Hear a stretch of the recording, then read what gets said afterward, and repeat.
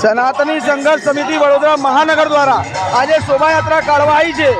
આ સતત 2 વર્ષ થઈ ગયા છે અને 40 સોસાયટીના સંકલનથી આ શોભાયાત્રાનું માધ્યમ કાઢવામાં આવ્યું છે। દરેક હિન્દુઓ શક્તિ છે અને આ માધ્યમથી હિન્દુ શક્તિનું અમે જાહેરાત કરી રહ્યા છે કે દરેક ભાઈઓ આવી રીતે સંગઠિત થઈને રહીશું તો અમે મજબૂત રહીશું।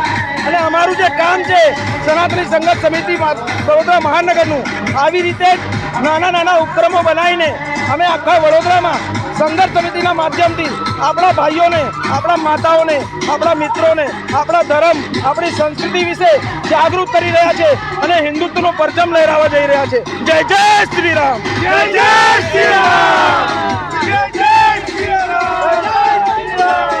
રામ મંદિરની પ્રાણ પ્રતિષ્ઠા 22 જાન્યુઆરી 2023ના રોજ થયેલ।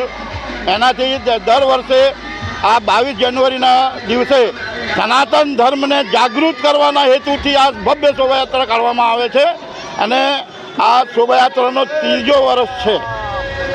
વડોદરા શહેર ગોરવા પ્રખંડથી લઈને જેટલી બી સંઘર્ષ સમિતિ, સનાતન સમિતિઓ છે, હિન્દુ સમિતિઓ છે, બજરંગ દળ છે, વિશ્વ હિન્દુ પરિષદ છે, બધાના સાથ સહકારથી બધા સાથે મળીને આ શોભાયાત્રા કાઢવામાં આવે છે।